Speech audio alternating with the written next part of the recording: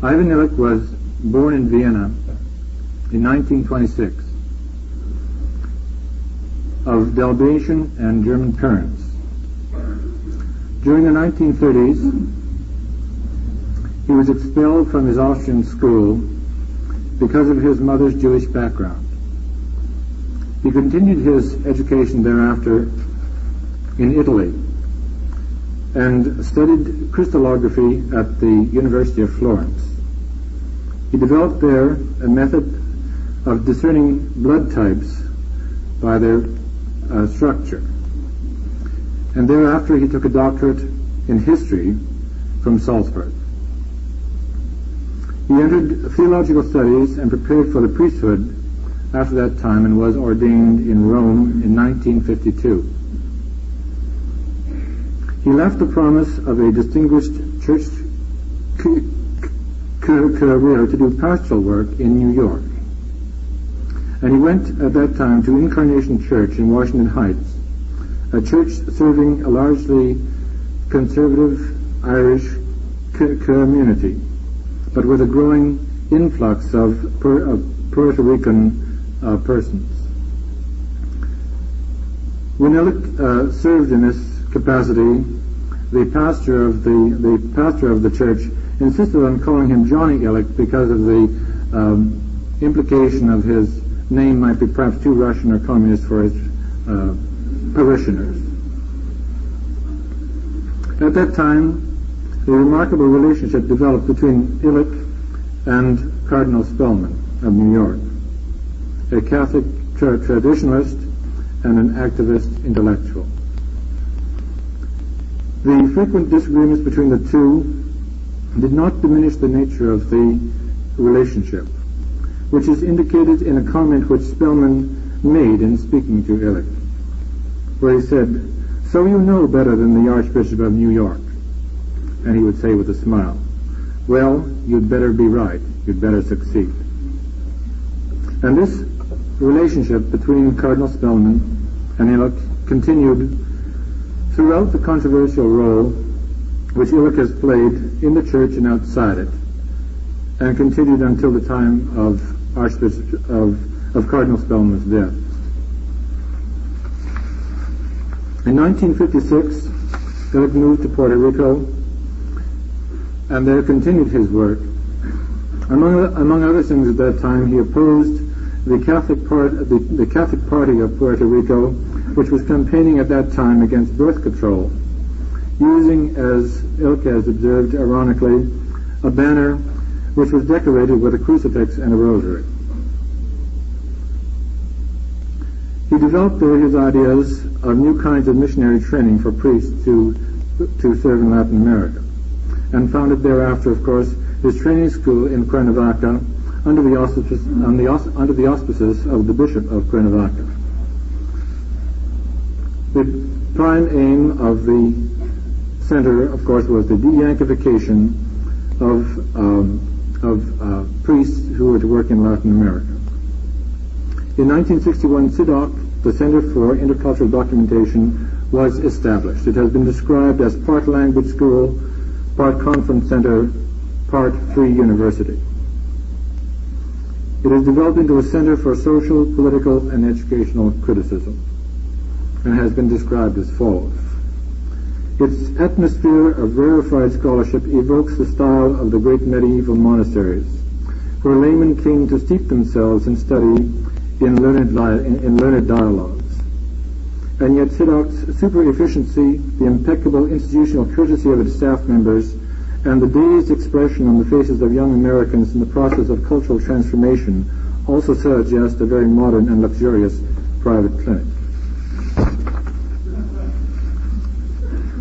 In 1968, he was called before the Congregation of the Doctrine of the Faith in the Vatican, an institution which is described as an offshoot of the Sacred Congregation of the Universal Inquisition, and was called to answer questions about his dangerous doctrinal views and about his bizarre conceptions of the clergy. Following that, he withdrew from what he calls the church as it, but reaffirmed his resolve to remain in the church as she. His views, perhaps, are best expressed in his own statement as follows. I would like to help people smile. Smile the social system apart, he says. Here at CDOC we smile violence apart. It is a place where violent people can come and learn el respeto para la vida. Real revolutionaries are men who look with a deep sense of humor, with sarcasm upon their institutions. Sarcasm is adult playfulness. Cynicism is its opposite. Instead of freedom and independence, cynicism produces not real revolution, but a regressive attachment to slogans and self-worship. For deadly serious revolutionaries, no, merci.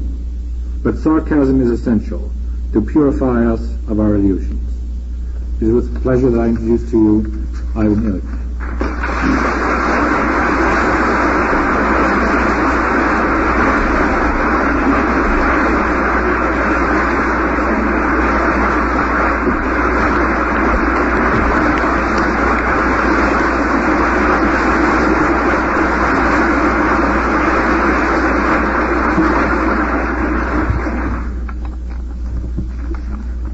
This is a rather uncomfortable experience to speak to you here and know that there are two more rooms full of people upstairs to whom I'm speaking through a TV screen. As much as I like to be a modern man, it somehow disturbs me very profoundly. So I went up there and asked the people upstairs what I should speak about this evening. And lots of them told me, what you have written we know. So I can't very well speak about what I know, because what I know I write. So I want to tell Mr. Bruce Rusk, who has invited me, that he will have his manuscript for publication in a series for which he is responsible, but I will take the freedom of speaking freely to you, principally answering the questions of those who are voiceless here, because through your apparatus there, and your sprinkling system, they get, which is called a network, well, it is really just a funnel. My opinions and thoughts can be funneled to them without any real opportunity of a dialogue, and then as soon as possible, as soon as I've answered them, we can begin a dialogue around here. I hope you do not mind, therefore, that instead of presenting a carefully reasoned and fluent presentation, I just begin with about 10 minutes of some pieces which I've taken out of the manuscript, which I prepared for this evening, making sure that there be as far as possible nothing in it which I've ever written anywhere else, because I write very little, so that nobody has to hear me twice. Then answer the questions asked from upstairs, be through this whole procedure in about, hopefully, 30 minutes, and we can, or 35 minutes, and we can start into a conversation right here.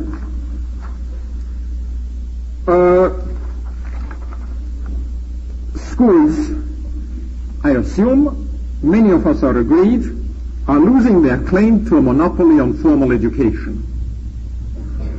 They are moving off the center of the stage. The imminent bankruptcy of schools, or their inability to live up to their promise, forces the educator and the client to look beyond their mutual frustration with each other and the lack of resources they get, and recognize that school kind of has gone, I don't know how I could put it, the way of those saurians when the mammals arose. Within the next few years, it is pretty clear that both the purveyors and the consumers of packaged education will have to acquiesce to the end of the age of schooling, where other ages ended. The established church ended. The age of royalty ended. Of course, you could maintain schools in the way in which I think Canada is still a monarch, or belongs to monarchy, you know. In that sense, school will be present with us for a long time. School teachers will have to accept fate similar to that which befell priests and nobles in other times. Post-scholastic consciousness is bound to appear all of a sudden. I think it will appear unexpected as the changes happen in a whirlpool. I remember as a child standing on a bridge and always waiting, once I'll be the witness how the whirlpool, the vortex pattern changes. I never saw it. Because winter and summer they are alike, but when one stone falls into the basin and the whole pattern changes from one moment to another, this is the way how one falls in love, or how consciousness changes, also social consciousness. I believe it to come surprising as the removal of the altar or the throne happened from the center of the stage in Western society. The vision of an emerging pattern, whatever it is, threatens the reality of today, especially when this emergent pattern is destined to become the common sense of tomorrow. The facts we now know about education fit the vision of a society in which the school system is certainly out of control, of central control of purposeful education. What we now call the crisis in education is mostly a result of an effort to make the facts of life as we live them fit into our dogma that schools are necessary, mainly because the poor ought to be put into schools. Because we believe that people will not find time and motivation to learn unless they are either bribed or compelled. And the more we are liberals and concerned with other people, the more we are convinced that the poorer a person is, the more he must be bribed or compelled to submit to our educational treatment. I do believe that society can be deschooled. That is, that we can look at what happens at this moment in society, fitting it into the pattern of something which doesn't fit the ideology which is prevalent. Therefore, the aim at deschooling society must not be confused with two trends which are critical of the school system and which, though opposed, only seek to substitute school. And this I want to state very clearly at the beginning, especially because some of the people with whom I spoke up there and in here in this room speak about new, independent, free schools. Let me call the first trend of those who want simply to substitute schools the Jacobines, and the second one, the Bourbons. The Jacobine educator, if I speak less loud, do you still hear me everywhere? This machine cannot be put up a little bit more so that I don't have to shout? Technician, is that possible? Can I speak with a... All right. Marvelous. Now you hear me even if I do not shout. All right. Thank you.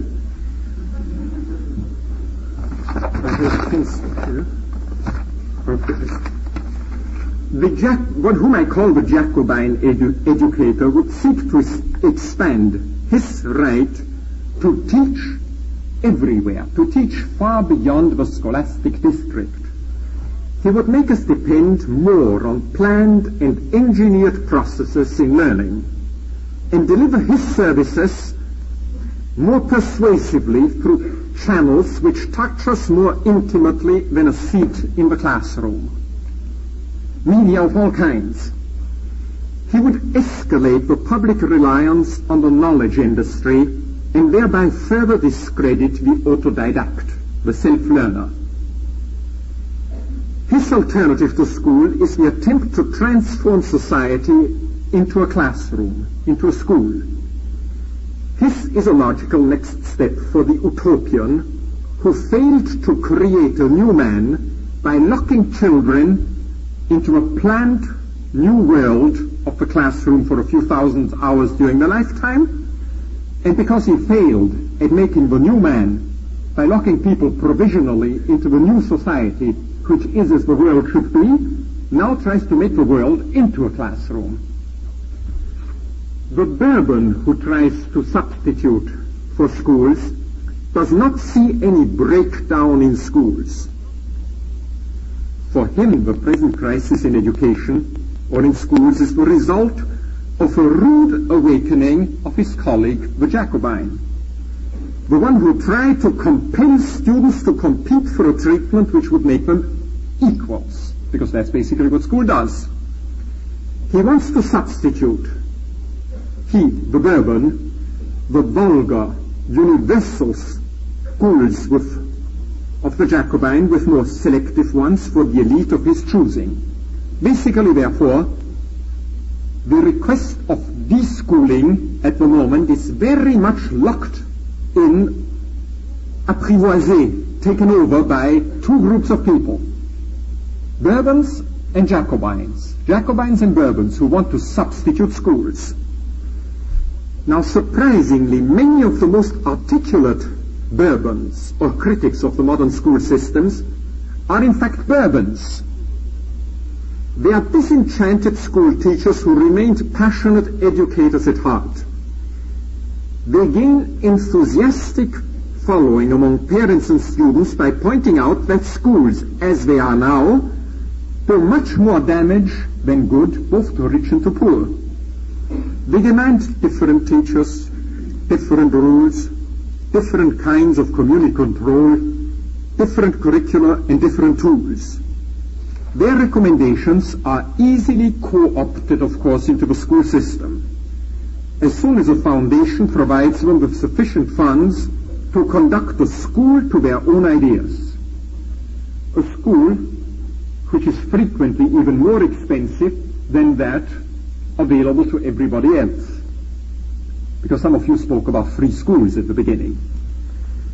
The fact that the pupils who are privileged to enjoy the treatment of new schools as we have them now during the last 3 years are not necessarily the dropouts from the rich who can go to Summerhill, but often an elite chosen from among the black, the poor, the urban, the Puerto Rican, makes it difficult for these critics of the school system to realize that they are basically what I called before Bourbons.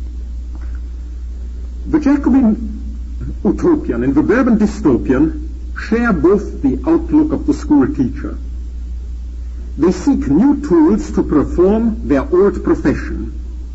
They claim a special competence to educate the consumer of a society which they say technological inputs inevitably will render opaque, complex, and impersonal. Now, my ideal is exactly the opposite of what they propose, both the Bourbons and the Jacobins. The Jacobins who want to transform the world into a classroom, and the Bourbons who say schools, after all, can work only for elites. I trust, and this is the point, the axiom from which I start, and which I'm not willing even to discuss, I'm willing to defend. I trust men constantly to use their hearts and their brains. I want to live in a transparent society in which each moment of life is surprising and meaningful participation in mutual education. And I want to live in mutual education up to the moment and in the moment of my death. I see human perfection in the progressive elimination of the institutional intermediary between man and the truth which he wants to learn. Schools now support the claims which give professionals the power to classify people, to set the values which people should have, to impose these values, and to take recourse to science, or science known only to them, called pedagogics, which legitimizes the whole procedure, the reality to which they serve. This schooling society would transform the concept of the teaching profession, of the pedagogue, but equally any other profession. Why? The first power of the professional, namely the power to define people's needs, finds its expression in the proliferation of a school-made class system. Our subcultures of childhood, youth, or the illiterate are products of the teacher's existence. Without the teachers, we wouldn't have any youth or any childhood subculture. It didn't exist all through history. Equally, the teacher produces the dropout, the underdeveloped, and equally the teacher produces the subculture of the professional as we know it today. The second power, the professional competence to declare knowledge of special value when it has been acquired in school, trains for the institutionalization not only of the value of knowing, but of any other value. Once I've accepted that my own learning is the result of teaching, I accept almost any other value as dependent on my being the client of a specialized institution. And finally, the teacher exercises the supreme authority of a professional, because the personal authority of a teacher in the classroom is supreme. He combines there the style of policeman, moralist, and therapeutic. The man who tells you what you may not do, otherwise you are thrown out, what you may not do because otherwise you are evil, and what you may not do, otherwise you should feel frustrated. The legitimacy of the school teacher is undermined once the need for the subculture of youth or the value of classroom and curriculum are seriously questioned. Beyond this, I just repeat for those who have not followed the whole argument, schools now serve as an overarching ritual which renders the fundamental contradictions within modern society tolerable. A man who goes to school feels that he's competing for equality. It's a very funny idea to be obligated to compete for equality. But this is what our society is built on. The myth says we can all become equal, and the social structure says he who consumes more does more social good because he increases the flow of resources. Men learn to define what they need in terms of the goods and services large institutions like the school can produce. They learn to define their own value in terms of their ability to consume and degrade these produces. A consumer is somebody who can degrade institutional value. Consume and degrade is the same concept. We have therefore come to an entirely new idolatry with the school system. The old biblical Moloch ate your kids. You took your kids and put them into the oven, the stomach of a god. We construct our own gods which produce values, goods, or services, and the good consumer can degrade these values. Man's value is measured by his ability to consume. And this is true just as much for the so-called consumer society of the West as it is true for the socialist society in the East. Only that there, only the degree gives you access to high consumption of a place on the supersonic plane between Vladivostok and Moscow, when here you have to have the money for it. Now, what school does is pretty clear. How can we move away from schools? How will learning happen in a society in which we do not obligate people to go to school? Let me first describe what I mean by deschooling, then describe in a few words what legal protection a deschooled society needs, and then describe 4 networks of communications which would be necessary in such a society. First, what do I mean by the deschooling of society? I mean basically a mental process, a cultural revolution here. The conviction of evidence. Every child, until very recently, knew that I go to school for many reasons, most of it because I have to go there, but not because I'm learning something from my teacher. If anyone, the best proof for this is, if any one of you had a child, a girl who comes home, week after week telling you what a fantastic teacher she has and what she learns from him, you would take her to a psychiatrist. Because you would then remember that this girl reacts entirely different from the way you reacted when you were that age. A girl, when I came in here, gave me this marvelous picture. School, she took it out from some remark I made, is a mega hygienic super womb. Because I explained hygiene as, and somebody asked me upstairs about what I learned from Fromm. This is one of the major things I learned from Erich Fromm, that hygiene and love of death, of the dead, necrophilia, are very closely related. Do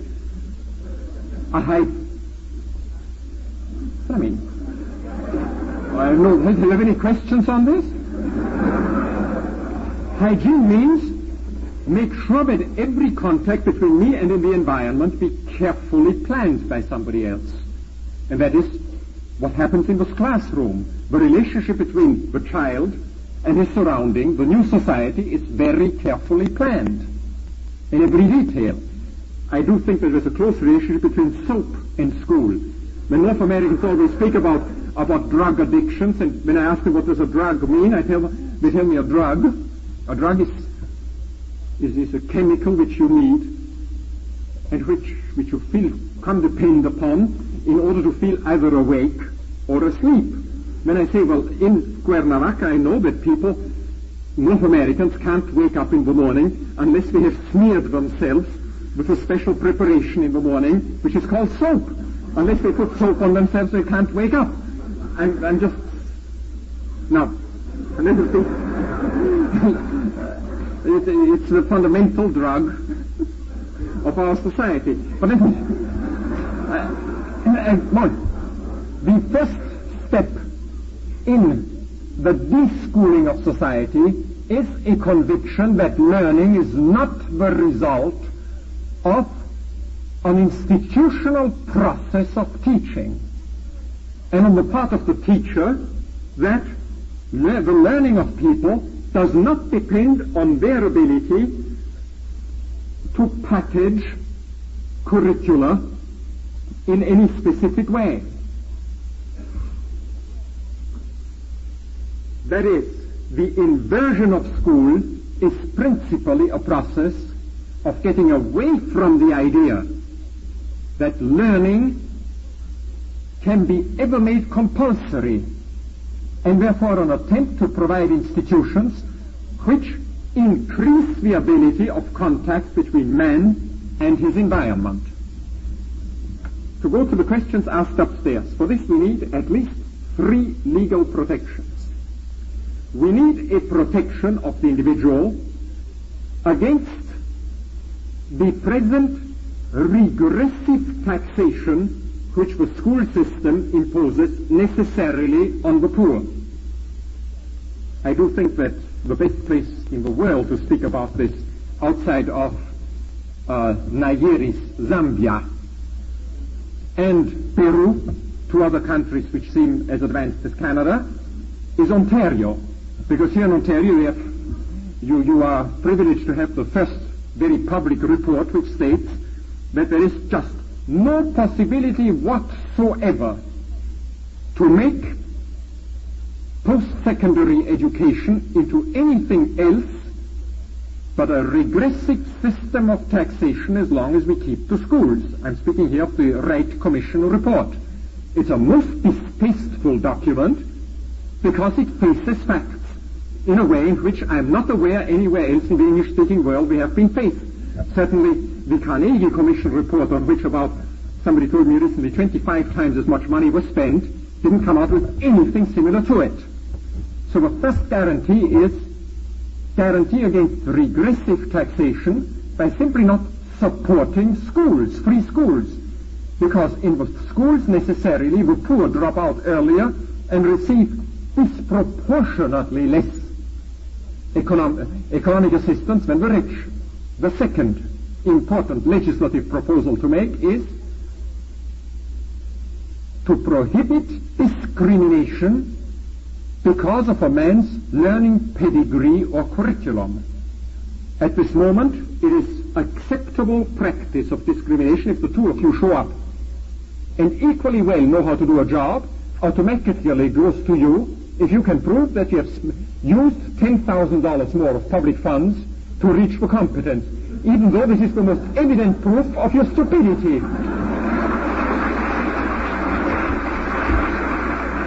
Because either there is a relationship between your competence and the necessity you had for that money, when it's a clear proof of your stupidity. If there is no relationship, then you were simply smarter in pilfering the public treasury. The third guarantee we need is progressively the disqualification, the disestablishment, the discredit of professional accreditation. At this moment, a man may teach only if he has gone through a ritual of so many years, attending so many classes, some of his co-professional have declared as necessary. It would be much more logical to have people meet who had the advantages of getting the services of a teacher, of a doctor, of a lawyer, to discuss with each other if that guy is or is not somebody who meets your expectations. But this hits all our conception of a civilized, highly idolatrous society so deeply that it is difficult to discuss in public. Because at this moment we believe that anything which is learned and is in order to be of value must be learned in school. It is probably for this reason that sex instruction is becoming such an important subject in schools at this moment. And at dinner with the gentlemen who had dinner, the question, this question came up, and excuse me, but it just happened to me yesterday. An Italian diplomat said to me on the plane, in fact, well, in New York we don't need brothels for educational purposes. I say, why? Because we have junior high schools. Now, you can make anything depend on a certain profession in order to make it valuable.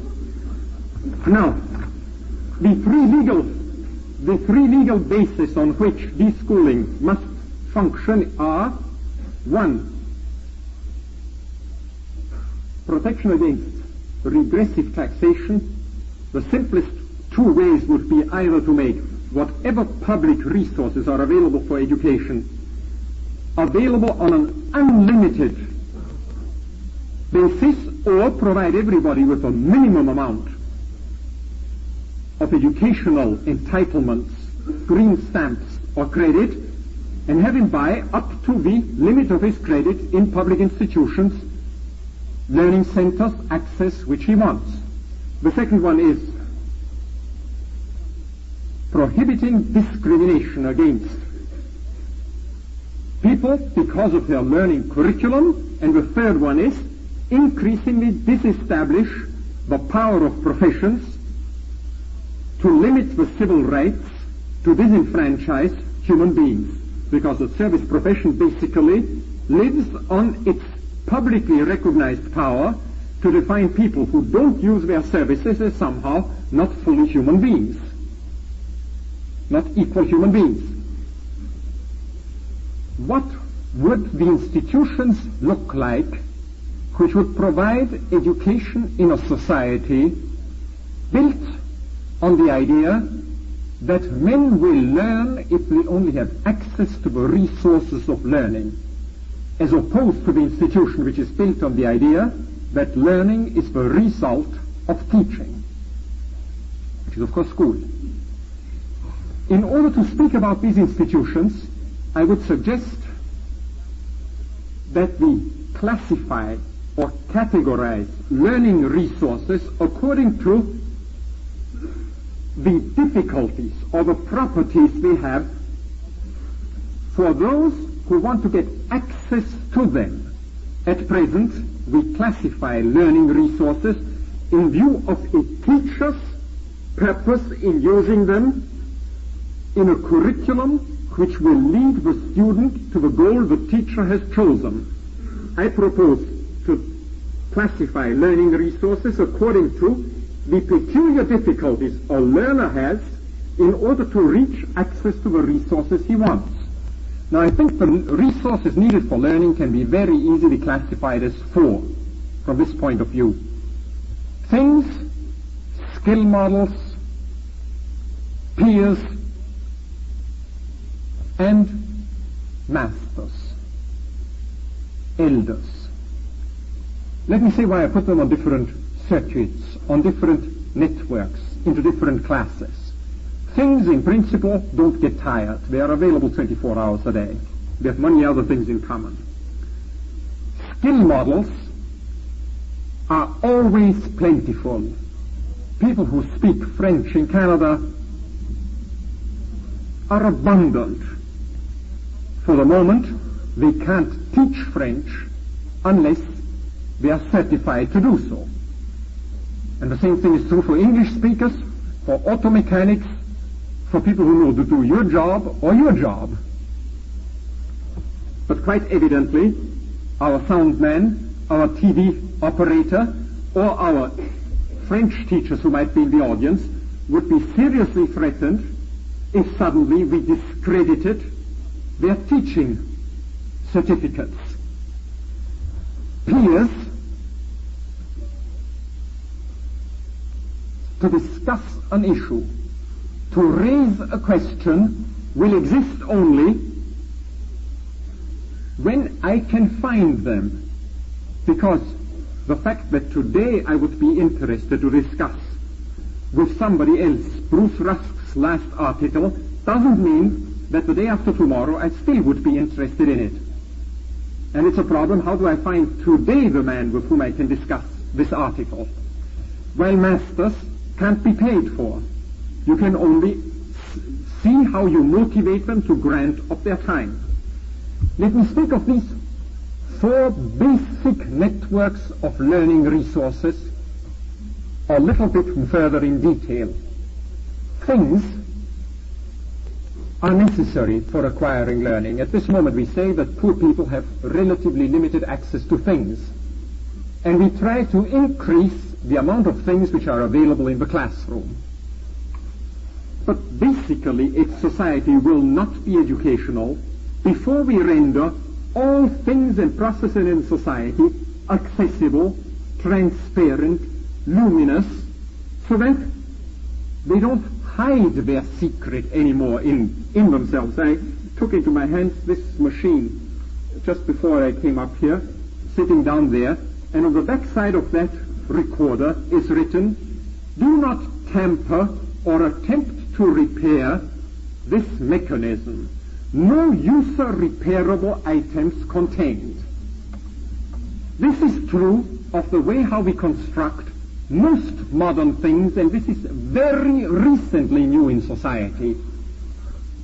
I question very seriously if the possible economic advantages, economy per piece, which we obtain this way, are in any relation to the deprivation of educational abilities of things which we thus produce.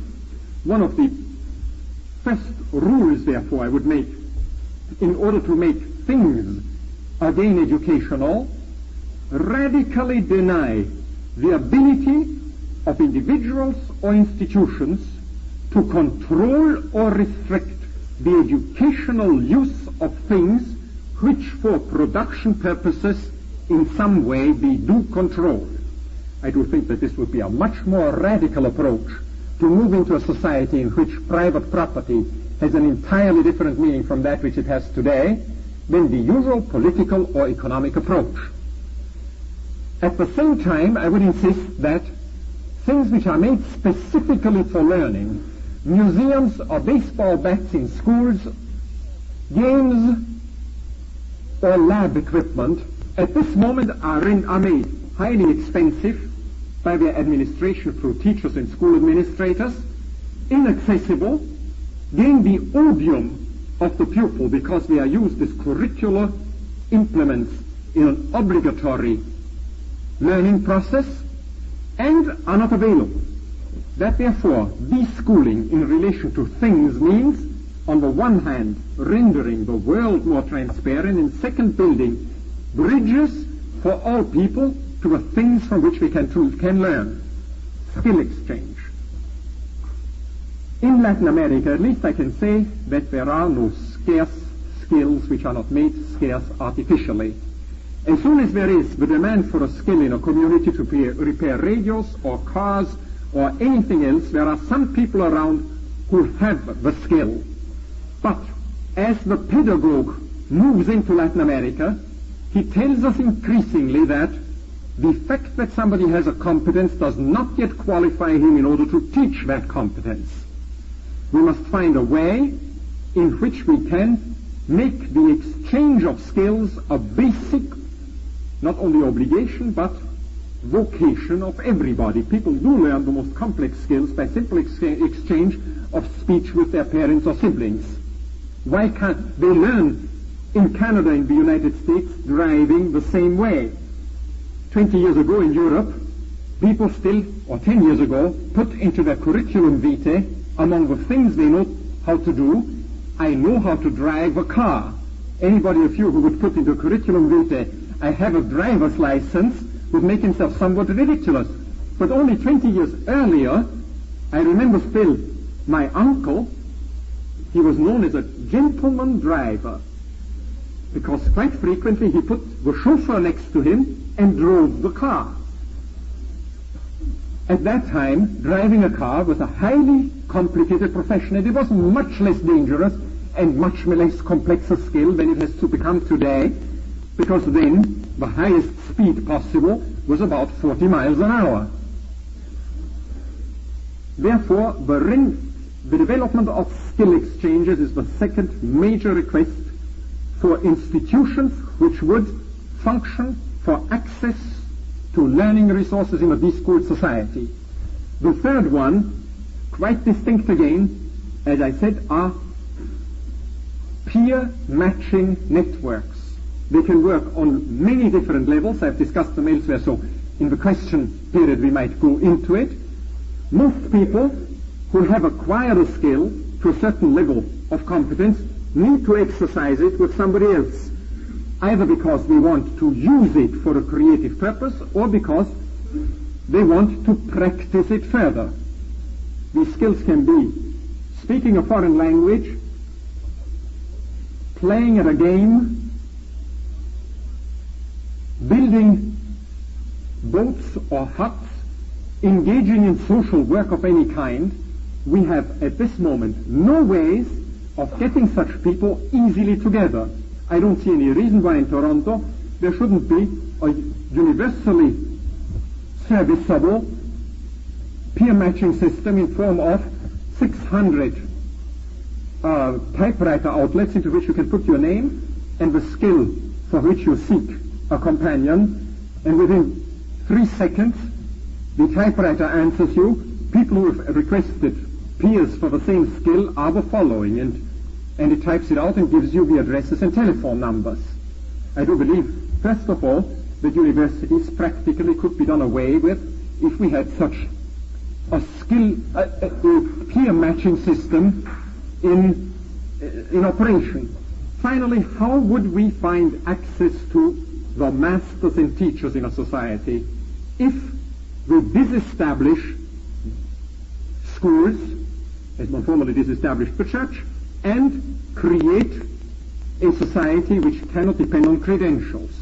I do believe that, again, a peer matching system or network is absolutely necessary, because it is the only way in which peers who want to get together in order to find out to whom they believe one can take recourse as a teacher should take recourse. To sum it up, and thereby also answer the questions which were posed upstairs in the discussion, de-schooling means basically a moving away from the idea that one man has the right and the duty to establish what another man should learn and how he should learn it. From the learner's point of view, are getting over what people today would call the hang-up, that learning is the result of teaching. It requires at least 3 legal guarantees against regressive taxation, against discrimination because of certification, and against professional abuse or professional disenfranchisement. And it requires that certain networks of contacts which even now exist in society but are latent be consciously developed, increasing bridges between every person and the things in his environment from which he can learn. A skill exchange by which everybody, for instance, one practical way of implementing it, has so many hundreds or thousands of hours free access to publicly administered skill centers, but from then on can learn further credit for further skill acquisition only by teaching in these skill centers. Just to give you one example how it can be organized. Third, good peer matching networks. And fourth, the use of these peer matching networks in order to find out who the people are to whom one is willing to give trust as guides, advisors, counselors, or associates for advanced learning. I have spoken 5 minutes longer than I wanted in order to introduce questions for discussion. Would you please just come up, ask questions, ask me quite a few of them, and let's move into conversation. Yes?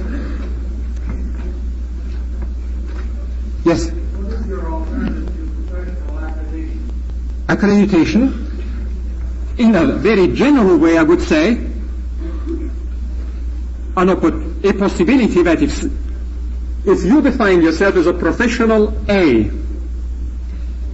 put your name into, to make it very simple and speak about Toronto, into a computer. And let anybody who uses your services, if he has an opinion on you, let him put into that computer his name next to your name and say, I'm willing to give information how I was satisfied with your services. And if I want to find out, if I would need a service, A17 category, which you have defined yourself, and want to find out who is good, I ask that computer to give me the names and addresses and telephone numbers of the people who claim that they have something good or bad to say about you. I know that at first sight this might give special advantages to the charlatan, the demagogue, the actor, the quack. But it would certainly not give the same advantages with the same cover of hypocrisy with which it now teaches doctors and lawyers get the same advantages.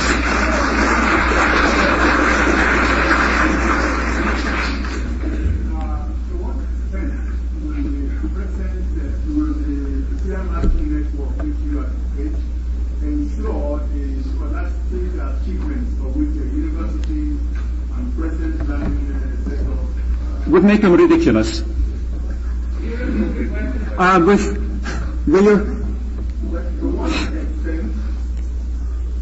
To what extent with the peer matching network would you advocate ensure the type of scholastic achievement? In which degree would the peer matching network ensure the scholastic achievement which we now obtain through the university? It would make it ridiculous, was my answer. Yes?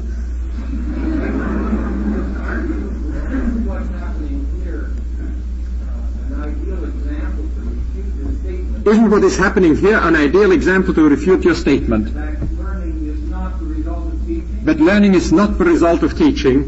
Here we are learning, and here you are teaching. I am asking questions. And you are not compelled to learn. You may not, I was pretty, I'm myself amazed, why do you show up? It's amazing, it's well, but are you sure that I take myself for a teacher? Perhaps I take myself for a clown. You know what I mean? You put me into that category, I might list myself as entertainer. And then be judged on, if you want an evening of entertainment, go to listen to Illich, because Bruce Rusk invites entertainers. No, I mean, I'm not, please forgive me, I want one statement. It is quite evident that in such a discussion, there is, just because we speak about this, a very uncomfortable relationship, when one is conscious of it, between a man standing up here with all the power of 7 microphones at his disposal, and there's somebody asking a question. Therefore, what would be quite healthy across the dinner table, quipping, which is among civilized people a way of very fast moving from idea to idea, automatically becomes nasty. Do I make myself understood? Now, this is one of the On the other hand, the other solution is to be solemn. Kind of in the way I was trained as a man in the traditions of the Middle Ages. I repeat your statement made with a syllogistic major, minor, and conclusion, and then I repeat the major again, the minor again, distinguish it, sub-distinguish it, etc. These are games.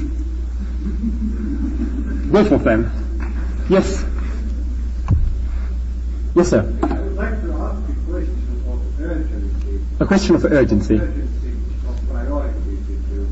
I wonder, I'm in favor of many of the things that you said, but I wonder whether you are not underestimating the vested interest to which they submit this bill. Furthermore, you know, I think to you as a Samson, if your hair were a little longer, the statement is errors in shaking this whole thing down. But I'm very pleased about your moratorium against the use of the term education in the teacher lectures.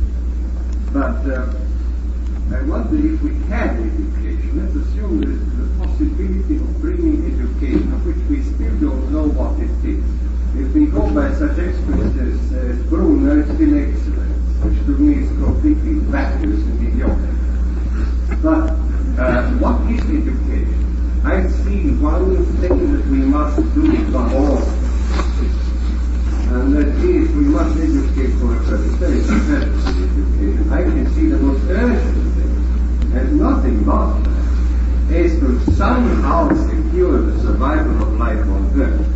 And the more one knows about it, I have gone a little into it, far not beyond, the more one learns that you are involved in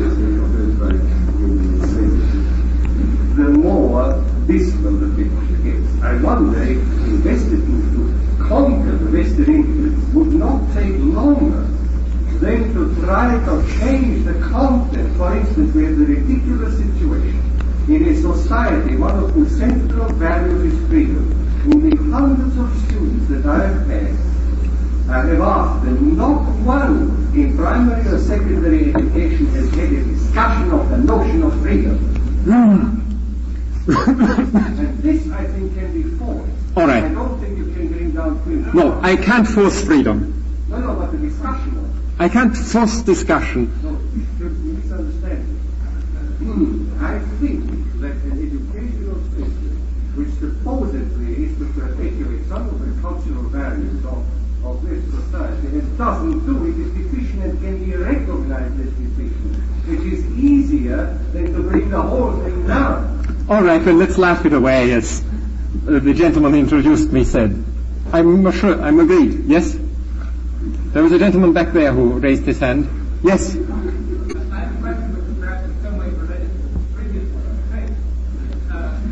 Can you...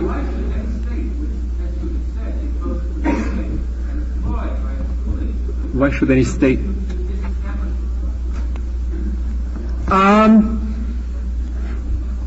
there's a gentleman asking there, why should any state permit you to disestablish it? It's scoring system, it's central religion. I had a funny experience at lunch. I never thought of... earlier this afternoon with a conversation with Mr. Rusk and some of his friends. the same question was asked, and suddenly the idea came to me just to repeat by telling a story. I was introduced as having had a strange weird kind of inquisition in my life, being held before the Holy Roman Inquisition. And one of the questions was, basically, I don't know it by heart now, is it true that you claim that all over Latin America church buildings have become useless, should be sold, but churches have no market value? Now, I do believe the same thing can be said about schools. Very, very fast, pupils laugh at the idea that they go to school because they learn from teaching. They go there because they like to meet each other, because they have to go there, because they need the certificate. When I was here, I just see 2 or 3 people whom I met here about a year ago, not even a year ago, and I suggested in Canada that one of the most moral things to do would be to tell people, or to suggest that people seriously consider in large numbers, as a matter of principle, to cheat at examination. At that time, only 9 months ago, such a proposal still called forth an entirely different reaction of shock, while today it seems to be taken as something quite reasonable, normal, acceptable, as something virtuous almost. Do you see what it is today considered realistic. Changes go on very fast. Society is in the process of deschooling. People are looking, and it is quite evident by 1970, not by 68, that school is not the central agency either for acculturation or for learning or for professional competence. At this moment, only 10%, 15% of the people will accept this. Within another year, this will be the general opinion in society. It goes very fast. That's the reason I speak about a sudden change, like the change of the vortex pattern in a waterfall. The question is, what then? Then, of course, we have 2 big choices. Either we can go the way of the Jacobin, give the educator control over increasingly more media so that what society considers desirable be more effectively transmitted through other channels than the classroom to all ages, or move into the direction of increasing establishment of learning networks, bridges, circulation systems for the information contained in things or in skilled persons, and access to people with whom I want to meet. The right to call town meetings applied to modern society, true freedom of speech. Yes? Oh, I'm totally more plausible. Increased social control through a system even more horrible than schooling. But the question here is, what do we... Somebody earlier made here and upstairs also the distinction between hope and expectation. I do believe that unless we introduce the basic values of trust, and I can't trust institution, I can trust only persons. Hope, I can't hope anything from an institution or a process, but only from a person. Instead of the institution of the concepts of reliability and expectation, our society, with or without schools, will become unlivable. But on the other hand, if we want to ensure that both I and others get something specified and planned, I have to move in the direction of expectation and predictability, and narrow the range of hope and expectation. Is that clear? But this is a very basic. When somebody upstairs asked about Mr. Roy Harwood and Barbara Dan Brady and David Webster about cultural revolution. Cultural revolution is basically a profound loss of credibility of modern large-scale institutions, and therefore the turning to individuals, to the other, to personal exchange as the only hope in trust. This means in a modern society using the technology which we have instead of the way we use it now, namely to produce results for the purpose of producing bridges, providing bridges, enable people to contact in which they are equally givers and receivers. The building, that's the reason why I use that horrible word, networks, rather than funnels and production centers of learning. Is that clear? And it depends on each one of us in which way we move. Yes? You use the word development and the word imagination quite often. Could you use those words in a fresh way, or give me a fresh example of what you mean when you put those two words together? I use imagination very much. Imagination, hope, trust, surprise, and personally would rather not use it in connection with the word development, but with a much more classical word, the word perfection, maturity, fulfillment. And I would use the words expectation, predictability, growth, development, more specifically when I speak about progress. To speak about words here, because I would associate the first series of words with a stable state economy and worldview, with a subsistence worldview, with a worldview aimed at the concept that life in a society can be as near as possible perfect, and not sometimes in the future, but right as it is now. While the second series of words, expectations, predictability, planning, growth, development, usually mean that society can be indefinitely in progress. In my opinion, the school system, namely a system of graded promotion from teaching to teaching, interiorizes, introjects the mentality of unending progress, while only learning networks can provide for the existence of a society with which we are basically content, because it is such that we can learn what it can be learned within that society. Do I answer your question? Yes, but no one can see how we are going to disabuse ourselves of the notion of progress.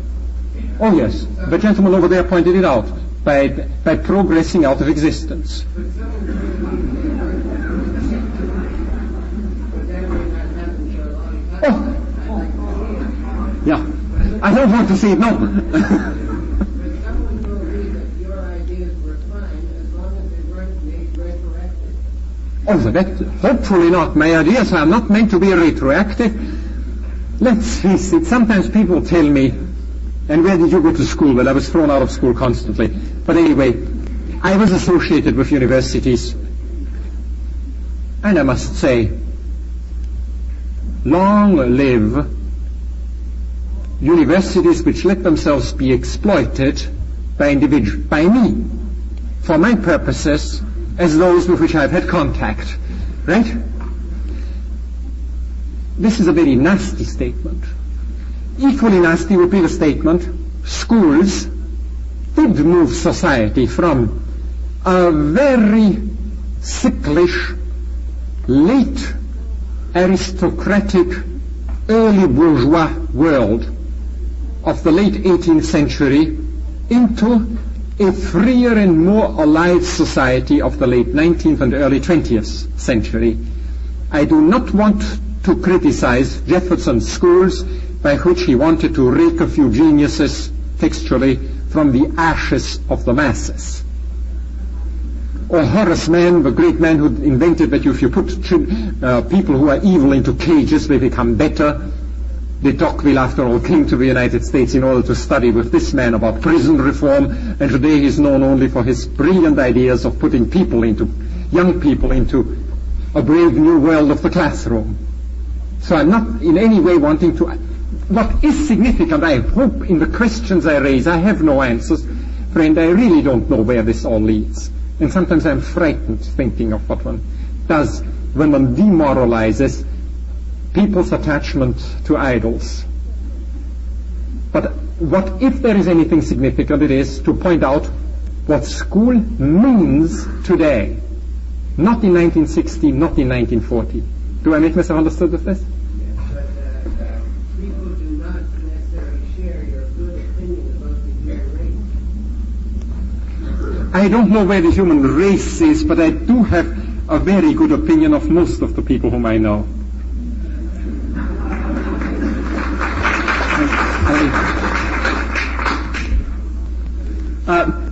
There's this one marvelous sentence which is always in my mind.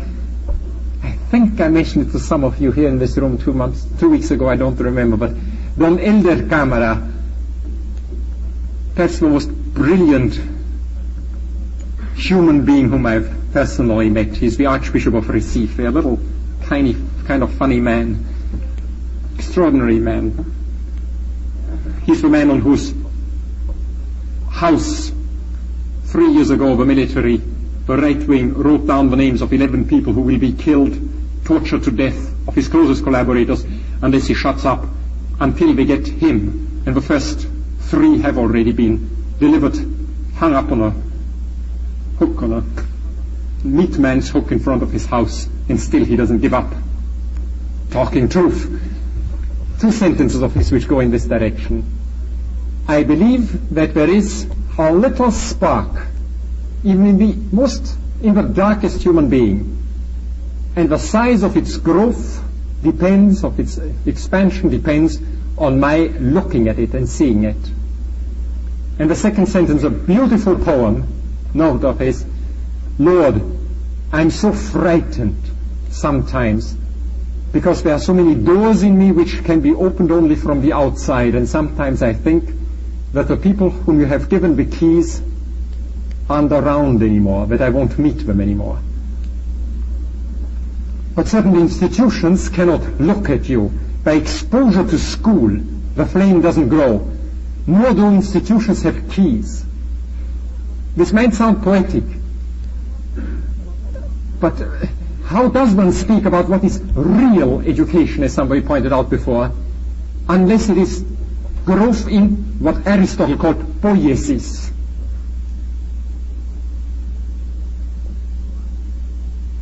Yes?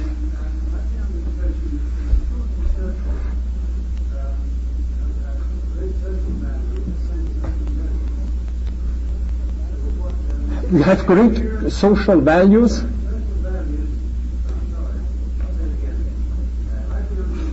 I am under the impression that schools and churches have great social value as centers of convergence. By all means, I do believe that the school at this moment is, in that sense, the world church of 1970. It has been adopted according to exactly the same liturgy or ritual of 4 times 4 quanta of 4 years each, of 500 to 1,000 hours of sitting, specialized sitting, from China to Indonesia and from Peru to Canada. Everywhere schools have the same ritual purpose of hiding the discrepancy between the goals which the ideologues propose, of a humanistic society, with creation of the new man, the free society, the independent society, the egalitarian society, etc., and a growth economy which necessarily polarizes consumption and increases many more demands that it can satisfy. It is therefore the great instrument for convergence in the entire world of the contradictions which are basic in this world. Schools have become independent from the political system or the ideology proposed in a country. To make myself clear, everywhere we reproduce the same consumer society, no matter what the ideologue tells you. That is the reason why it is so highly uncomfortable to speak about it, and why I had to give the gentleman say that he was right when he said, what are the probabilities? Yes? The gentleman in the red, yeah.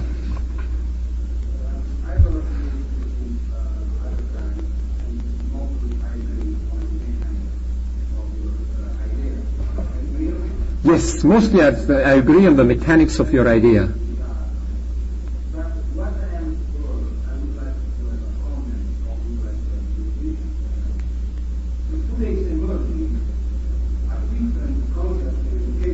A different concept of education is emerging.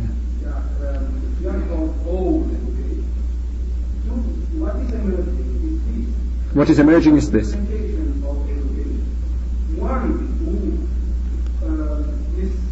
The real education, one is not, and let me specify.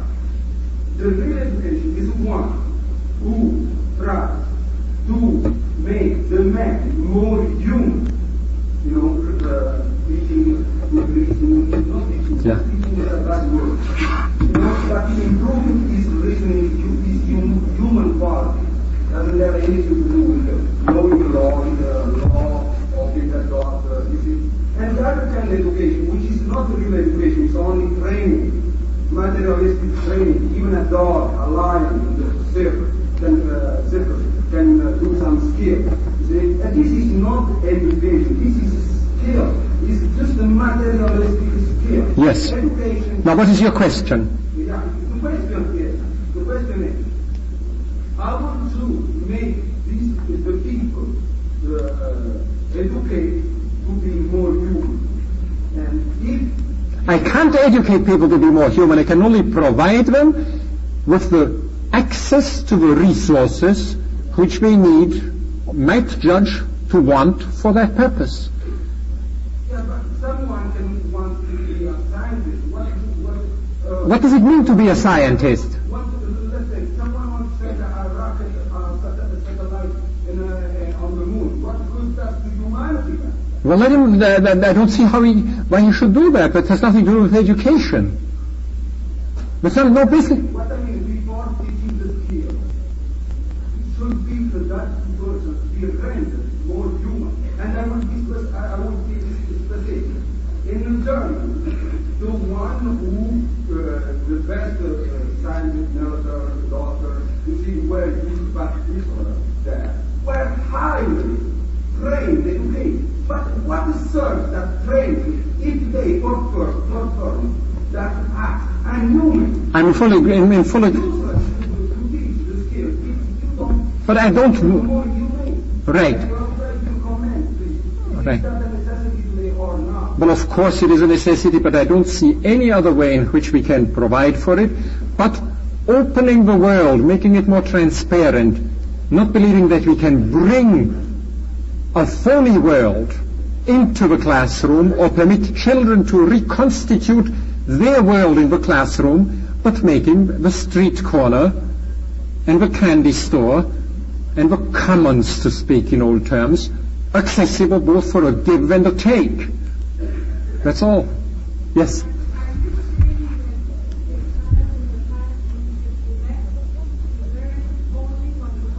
I don't want him to go to the classroom. I want the child to learn what he wants to learn, and only what he wants to learn.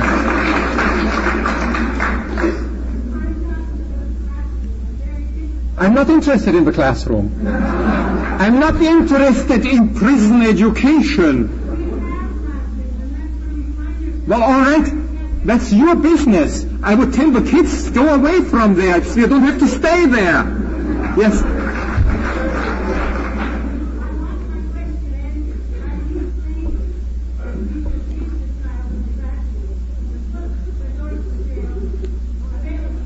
No.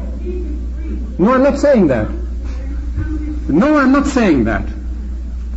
I'm saying, make that kid aware, if you're a good teacher, that he can just as well not come.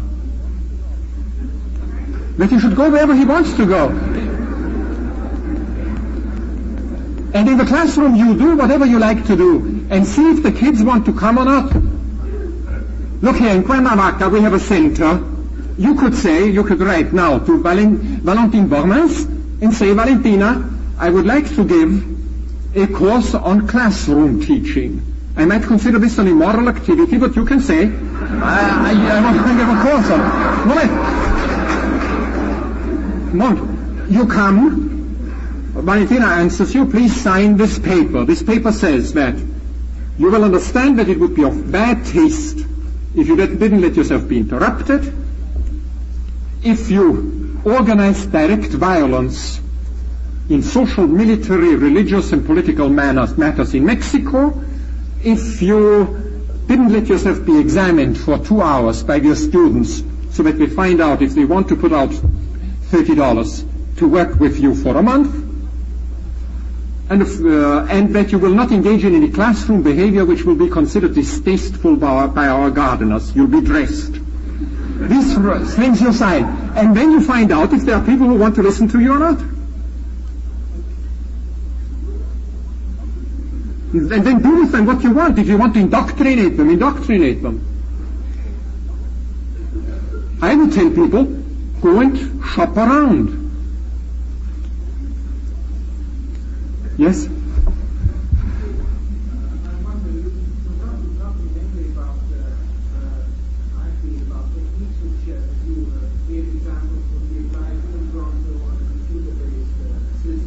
Yes.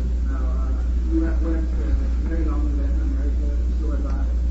And we all know that education there is a mass process, a mass requirement, and not a requirement maybe that could be fulfilled by computer outlets in the major metropolitan areas. Now, I'm wondering, could you give us an example of how this could work Yes. In a rural society and that be characterized by strokes maybe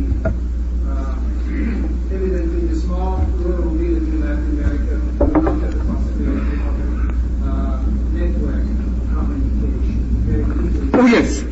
Oh yes, indeed. Maybe the only outlet there is the school at the moment. Oh.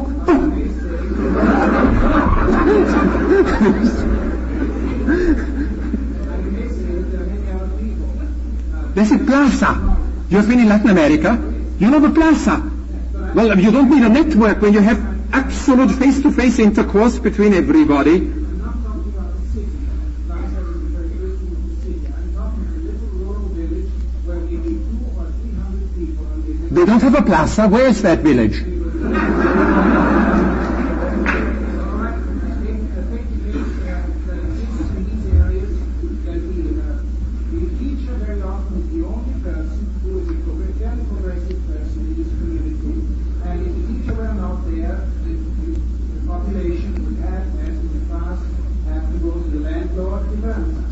No, that is the same argument which the church makes. The priest is the only liberal person, and if the priest weren't there, we would have to go, I don't know to whom.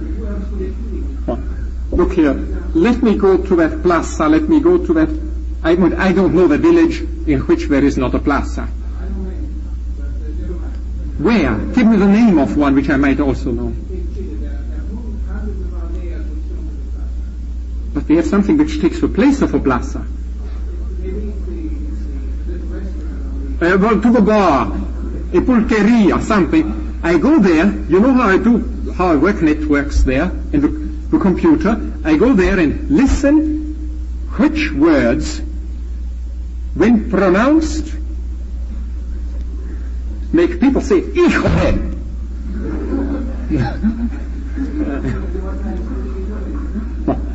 I note that word down.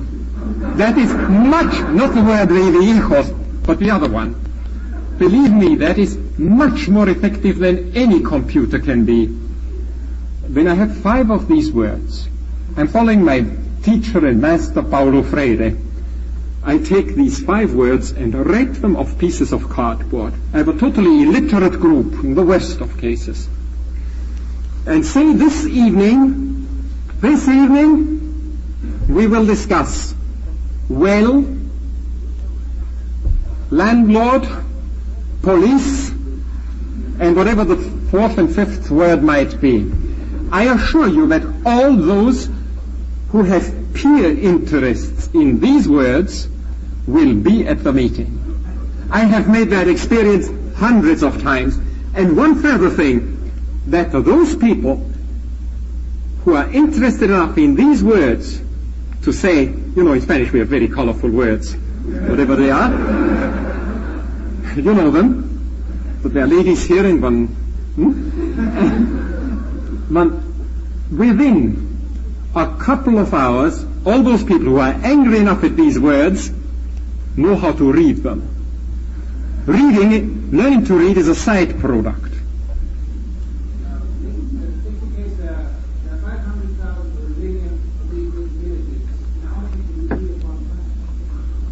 How difficult is it to teach this method? Well, with the resources now spent on teachers,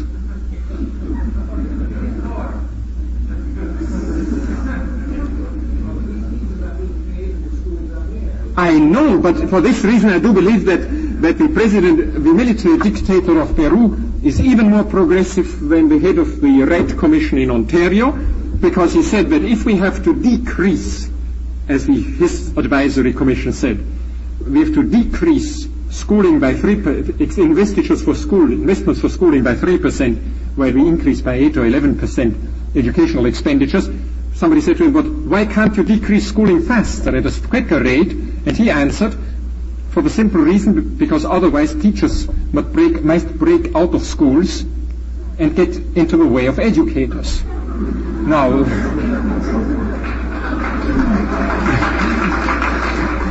yes, sir. My question is that you are suggesting changes in the school system, which require probably changes. No, I'm not suggesting changes in the school system. Okay, I'm suggesting disestablishing school. as long as there are differential policies and differential opportunities, but differential skills of the people, there is not going to be changes as far as your reschooling is concerned.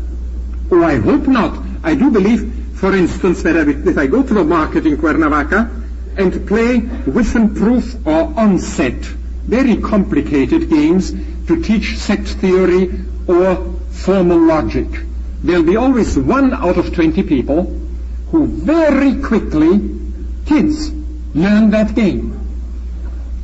The psychologist tells me that they are abnormal, crazy, alienated, abstract, and would need a lot of other learning before they may be allowed to go on with their particular skills. I would much rather people each to develop along the lines for which he has particular gifts. Perhaps there are very